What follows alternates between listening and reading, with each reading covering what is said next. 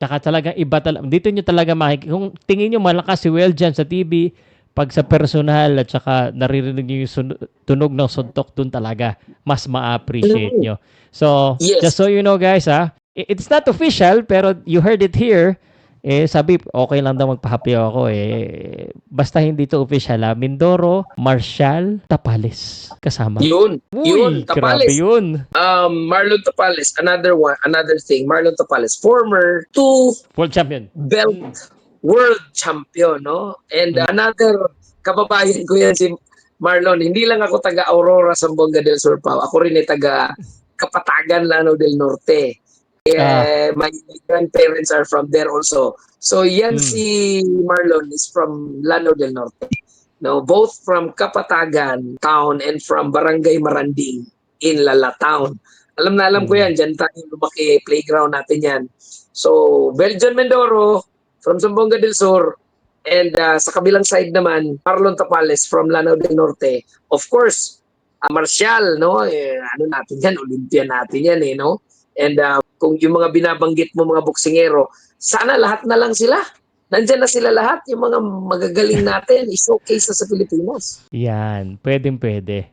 And it would truly improve, they would set a good standard para sa promotion, which is our next topic today. I hope next time we'll give more structure at saka bigyan namin ng chance kahit paano ilang question. But we are on our last topic, which is a very important topic. Yes. Sorry sa mga nagko-comment. I know you guys, hindi ko muna pag-usapan si Casimero today kasi baka uminit Baka hindi tayo matapos. Pwede naman natin pag-usapan. Hindi tayo matatapos kasi alam mo naman bibitinin na lang natin sila. May issue kasi kami niyan Ganito yan, Pao. Pagsabihan mo ko, sir. Pagsabihan mo ko, umiinit ulo ko. Basta, alam mo, General Casimero and Jason Casimero, alam ko yan, deep in their hearts, mababait na bata. Hindi lang isang matanda sa kanila at matanda rin sa iyo. Deep in their hearts, alam ko yan si General tsaka si Jason. Mababait yan. They're just misunderstood. They're just, sometimes, kasi minsan inuunahan din sila, bumabawi lang.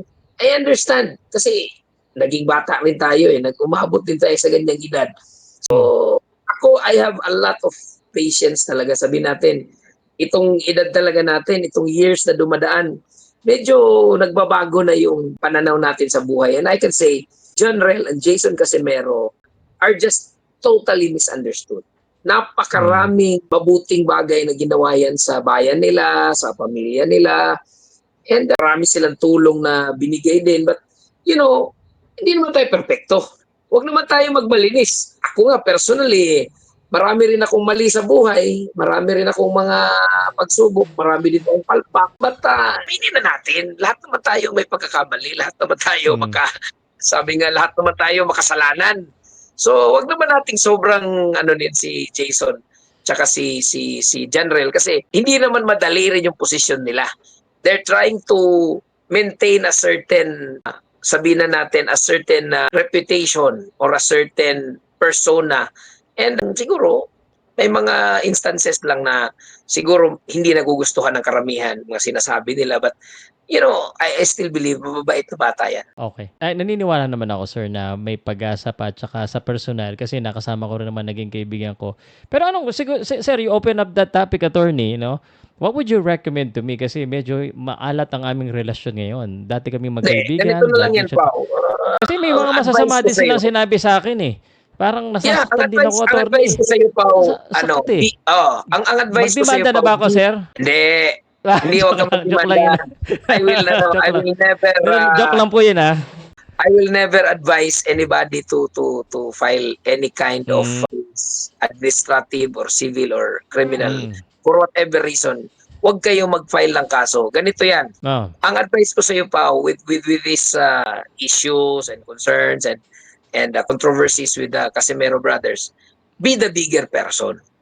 Be the bigger person. What does that mean? Ikaw na lang ang magpakumbaba. Ikaw na lang ang kumbaga, sabihin na nilang gusto nilang sabihin, ikaw wag ka na lang sumagot. Kasi kahit sabihin akong pisot, sir, pisot at saka ampaw. May mga problema rin kasi ng mga tao. Kumbaga, aaminin natin. Tsaka tayo naman sabi sa'yo, Pao, hindi naman tayo perfecto Kahit ikaw, kahit ako So, tanggapin na lang natin. Kung ano yung sinabi, again, sabi ko kanina, yung mga criticisms, mga bashing, tanggapin na lang natin. Kasama yan sa buhay natin. In fact, kung hindi ka binabash, ibig sabihin, hindi ka pinapanood. Sabagay. Di ba? So, yun yung ano dun eh, yun yung consolation prize dun eh. May nagbabash sa'yo kasi may nanonood. Hindi naman magbabash yan. Sasabihin niya, ganito si Pao, ganito si Pao. Bias si Pao, balimbing. O yan, sabihin, nanonood ka. balimbing, ampaw, pisot. Ampaw, pisot. Ibig sabihin, paano mo nasabi yun? Sabihin, nanonood ka. So, keep on watching. Keep on watching. Kasi, habang sinasabi mo yan, kaya sabi ko sa'yo, Pao, huwag ka nang you just have to, roll with the punches. Ika So, nga. ang Roll advice with the mo ba, sir? Kasi ako naman, nandito ako dahil I wanna, sabi nga nila, kasi noong una, nandito si Rachel Donaire, dati, kasi magkakaibigan kami, natatandaan ko pa na pinapapili ako. Kanino kakampi? Kay Donaire o kay Casimero? Kasi maglalaban sila noon eh. Hindi ako pumipili, pareho akong idol eh. Tapos ngayon, medyo kasi maraming mga content creator, mga kaibigan niya, ang daming mga fake news, mga, and I wanna be, may isang journalist na nagsabi sa akin na you have to, wala kang dapat kampihan. Ang kampihan mo yung katotohanan. Your allegiance should be on the truth. So when I say something like, Casimero was overweight, Casimero doesn't have the discipline on this, nagagalit yung mga tao. Lalo na pag sinasabi ko na, hindi naman totoo yung laban na yan, wala pa naman talagang laban because I have my own source. Feeling nila, kinakalaban ko sila and I get all of these bad things. So, your recommendation to me is baitan ko sila? Hindi naman. I mean, how about what I mean, sharing the is, true news? yeah, you just continue with what you are doing. Mhm. Pero, wag mo na sagutin. Ibig sabihin ko, be the bigger person. Intindihin mo na lang lahat ng criticisms. May mga bashing, may mga nagsasabi na bias ka or pisot ka or balimbing ka, ampaw ka. Just take it and then continue what you're doing kasi you're doing something right kasi pinapanood ka eh. 'Di ba? May views ka, may subscriptions ka, may support ka, you're doing well as far as I know. Ibig sabihin, it's fine. Kumbaga kung meron mang bashing sa'yo, it's not even the Casimero themselves. It's not even the Casimero brothers themselves. It's just the fans na nagbabash sa'yo, no? Sir, meron galing kay Casimero eh. Meron din galing Hindi sa naman kanya. galing sa kanila. But you know what? It's there. We're only human. Again, intindihin na lang natin. Ako personally, kilala ko si John Real, kilala ko si Jason eh. And if we talk, every time we talk, I always see something good in them. No? Meron talaga silang personality, meron talaga silang sariling ugali, character. But you know what? Lahat naman tayo may kapitasan eh. Sino bang perpekto? 'Di ba? Lahat naman tayo. Sir. So, intindihin na lang natin now. Kung ano man yung sinasabi, okay lang 'yan. Tanggapin na lang and continue telling the truth. Kung ano man yung alam mo sa mga nangyayari and everything, siguro ang gawin na lang natin.